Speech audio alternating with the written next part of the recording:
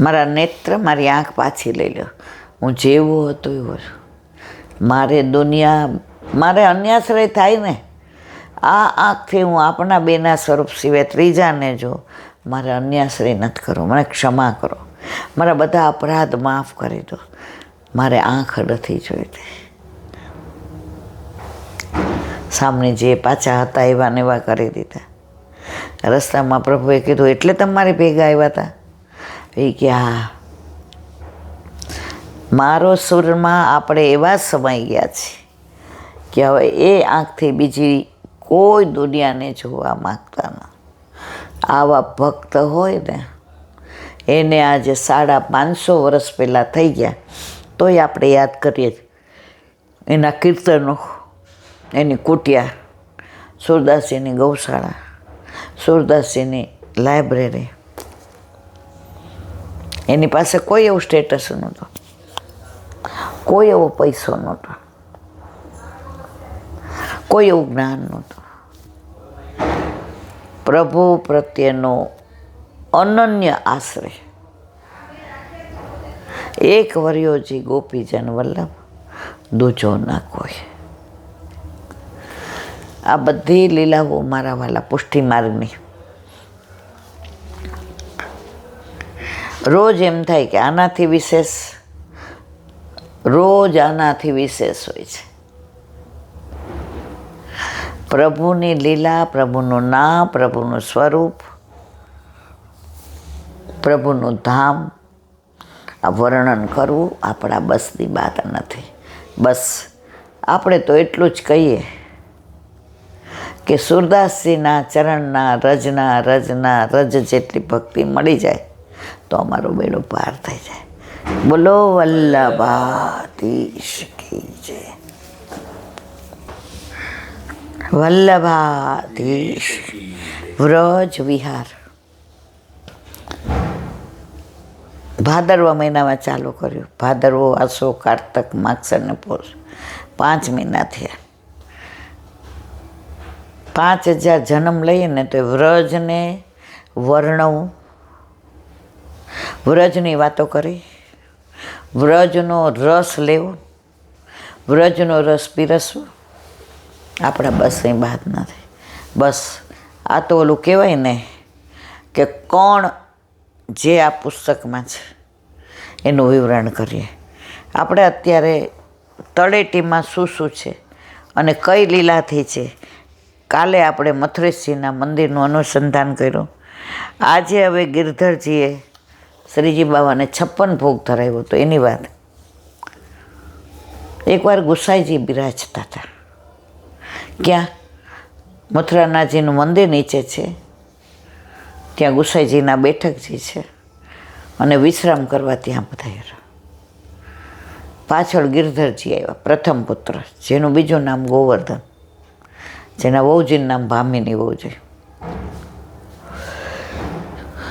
કાકાજી, હું વિનંતી કરવા આવ્યો. હા બોલો લાલન, કાવ બાત હે. મારી ઈચ્છા છે કે હું શ્રીજી બાવાને 56 ભોગ અરોગાવું. ગુસાઈજી બોલ્યા, લૌકિક બઢેગું. એમ કરીને ના પાડી. વળી થોડા દિવસે તો ગિરધરજીને બહુ જ એવું થતું હતું કે જુદી જુદી સામગ્રી મારા પ્રભુને અરોગાવું. બીજી વાર પૂછ્યું, કાકાજી मैं श्रीजी बाबा को 56 भोग अरोगाऊं, आपकी आज्ञा हो तो? गुसाईजी के नहीं, लौकिक बटेगो. वળી થોડા દિવસ ગયા અને પાછું ગિરધરજી પૂછ્યું. આપણે નાનો છોકરો હોય ને એને બરફનો ગોળો બહુ ભાવતો હોય. નીકળે ઓલો અથવા તો રસ્તામાં જુએ, દાદા લઈ ગયો ને, જો એના કલર સારા ન હોય, ગળું બગડી જાય, આપણે ઘરે કરે હો, આવું ન ખવાય. વળી થોડા આગળ જાય, આમ બધાય મધમાખીની જેમ લારીએ ઊભા હોય, દાદા બધાય ખાય છે. જો મારો ફ્રેન્ડ એવું, દાદા દાદા ખવડાવો ને. ઘરે બનાવશું બેટા, ન ખવાય. પછી ત્રીજી વાર જોયું, દાદા હું કૂદકો મારીને ઉતરી જઈશ, મને પછી આપણે શું કહીએ, લે તારે ખાવું હોય તો ખા, લે પૈસા. ત્યારે ત્રીજી વાર ગુસાઈજીએ કીધું, ટોકું મનમાં હવે વેસો કર. સ્પષ્ટ આજ્ઞા નથી આપી. ગુસાઈજીને ખબર હતી કે આણેથી બધી લૌકિકતા બઢશે. ગિરધરજીએ શ્રીજી બાબા માટે 56 ભોગ સિદ્ધ કર્યું, ધરાવ્યું. સવારે સજાવટ થતી હતી ત્યાં દેવકા બેટીજી એના ઘરેથી આવ્યા, પગથિયા ચડતા હતા. गुस्साजी कह ए बेटे जी क्यों आई, सुबह सुबह क्या तेरे घर ठाकुर जी नहीं है क्या? और हमारा भाई 56 भोग धरावे श्रीजी बाबा ने, वाह के लिए आए, तेरे घर अवड़ी मोटी दीदी, क्या और कोई बिराज तो है क्या? जा अपने घर. अर्धे पगथियाथी बेटीजी घरे गया. घरे गया तो एमना माथे नवनीत प्रियाजी बिराजता. जेटला 56 भोग ना व्यंजन ने सामग्री अहीं थी एटला दूनामांथी आरोगता था. हवे सांज पड़ी, 56 भोगनो मनोरथ पूरो थयो अने श्रीजी बाबाने पोढाड़ता था. गिरधरजी चरण चापता चापता पूछो, बाबा मेरो 56 भोग कैसो लग्यो? श्रीजी बाबा पड़खू फेरवी गया. ए बाजू जईने पूछ्યું, बाबा मेरो 56 भोग कैसो लग्यो? श्रीजी बाबा पाछा त्रीजी बार हाथ आम करीने के, बाबा मेरो 56 भोग कैसो लग्यो? श्रीजी बाबा के, गिरधर पद्मनाम दासना छोलानो स्वाद मोढामांथी गयो होय तो तारो 56 भोग अरोगो न. અને ખરેખર જે ગુસાઈજીએ કહ્યું હતું કે લૌકિક બઢેગો, એ અત્યારે જ પરિસ્થિતિ છે.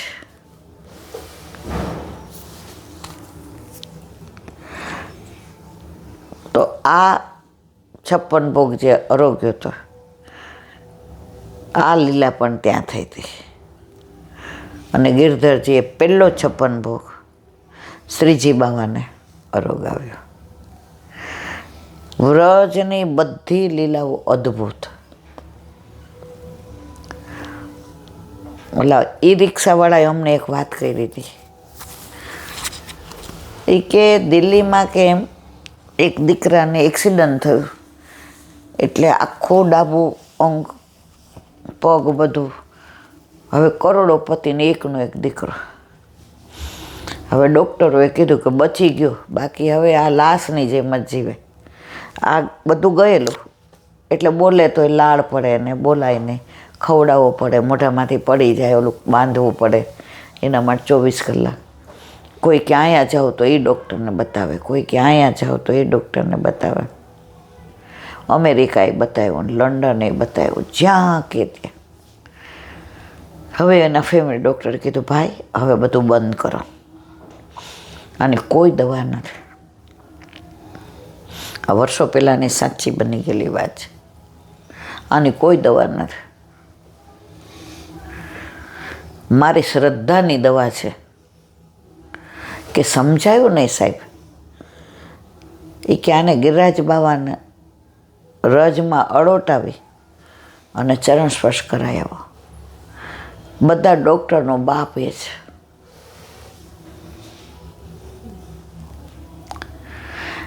એ કે એમ થોડું મટે. એ કે મેં પહેલાં જ કીધું, શ્રદ્ધા હોય તો જજો, શ્રદ્ધા ન હોય તો એ ધૂળ છે, શ્રદ્ધા હોય તો એ વ્રજ રજ છે, એ ઠાકોરજીના ચરણારવિંદની રજ છે, સામનેજીના ચરણારવિંદની રજ છે, એ વ્રજ ભક્તો અને વ્રજવાસીઓના ચરણારવિંદની રજ છે, એ ગાયો અને બછરાની ખુરજ છે.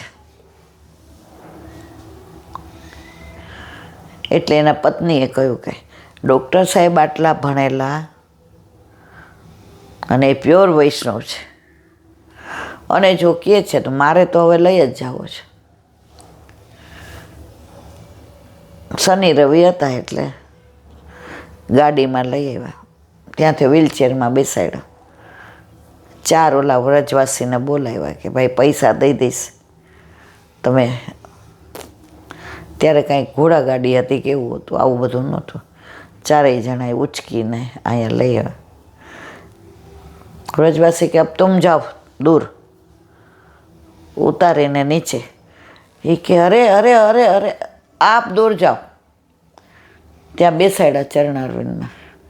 ખૂબ આડો ટેબર અને દૂધ ચડાવે એ બધું દૂધ આની માથે પડે. હવે જમણો હાથ થોડો સારો હતો, ચરણ સ્પર્શ કરાવ્યા. કલાક સુધી ત્યાં એને અડો ટેવ.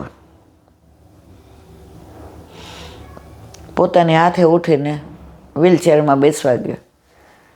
ઢોલાઈ કે કાં હવે વ્હીલચેરમાં બેસસ? એ કે હવે તો હું સારો થઈ ગયો. આ ચમત્કાર નથી, આ હકીકત છે. પણ દ્રઢ વિશ્વાસ.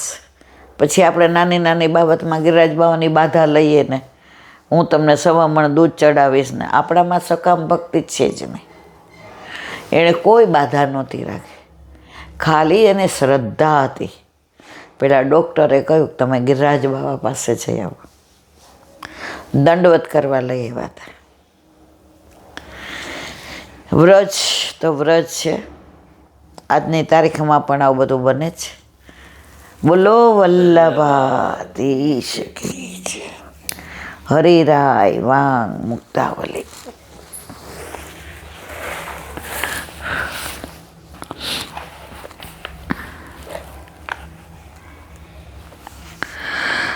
સમસ્ત વિષય ત્યાગ સર્વભાવેન યત્ર વૈ સમર્પણમ ચ દેહાદે પુષ્ટિમાર્ગ ચ કથ્યતે. ગુજરાતી. ઉભા રહેજો 1 મિનિટ, પાછું લોચા પડ્યા. જે માર્ગમાં સર્વભાવે સકલ લૌકિક વિષયોનો ત્યાગ, પ્રભુને સર્વભાવે દેહાદિકનું સમર્પણ રહેલા છે તે પુષ્ટિ માર્ગ કહેવાય. શંકા. શ્રીમદ વલ્ભાચાર્યજી સંન્યાસ નિર્ણય નામના ગ્રંથમાં આજ્ઞા કરે છે, કૌંડિન્યો ગોપિકા પ્રોક્તા ગુરવ સાધનમ ચ તત ગોપિકાઓ. ગોપિકાઓ પુષ્ટિ માર્ગના ગુરુ છે. વલ્લભ ગોપિકાને પુષ્ટિ માર્ગના ગુરુ ગણે છે. નારદજી કહે છે ગોપીનો પ્રેમ, જો ગોપી સંસારમાં રહેતી હતી, સંસાર હતો, સાસુ સસરા સમાજ, છોકરા વહુ ગોરધન કુટુંબ બધું કામે બધું કરતા હતા.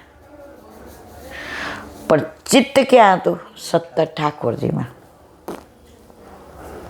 રોટલા કરે તો પ્રભુ જ દેખાય, પીરસે તો પ્રભુ દેખાય, જલ ભરવા જાય તો પ્રભુ દેખાય, શ્વાસ લઈએ તો પ્રભુ દેખાય. આપણે સેવામાં હોઈએ તો એ પ્રભુને જોતા નથી. ઠાકોરજી ગોદમાં હોય અને કોઈક લૌકિક એવું મોટું માણસ આવી જાય, ઠાકોરજીને કે હવે પછી સ્નાન કરાવશું, પાછો તન્યો પહેરાવીને. અરે જીજીના વચનામૃત છે, એક માજી હતા તો મંદિરનો ઘંટ વાગ્યો મંગળાનો, તો ઠાકોરજીને સ્નાન કરાવતા હતા. એમને ચોકીને બધું મૂકી ઠાકોરજીને તન્યો પહેરાવીને બેસાડી દીધા. આવું છું મંદિરમાં આરતી કરીને આવ્યા. મંદિરના ઠાકોરજીને તમારા ઠાકોરજીમાં ભેદ નથી. તમે ગયા પ્રભુ તો ઠંડીના ઠરી ગયા. જો તમે મૂર્તિ માનો છો, સેવા કરવાની જરૂર નથી. સાક્ષાત માનો છો તો તમે આવી રીતે મૂકીને જ ના જઈ શકો. બાવા કહેતા હતા, એક વૈષ્ણવ ઝાંપીજી લઈને એ કે શ્રીનાથજી દર્શન કરવા ગયા, તો ઓલા રિક્ષાવાળાએ કહ્યું કે દર્શન હવે ખુલી ગયા છે, 10 મિનિટમાં કરી આવું, નહીંતર બંધ થઈ જશે. તો ઝાંપીજી ઓલા ચંપલ કાઢે ને ત્યાં ઓલે ઉપર ઓટલા પર મૂકી દીધા અને દર્શન કરવા ગયા. આવ્યા તો ઝાંપીજી મળે ને લોકોએ આમથી આમ ને આમથી આમ.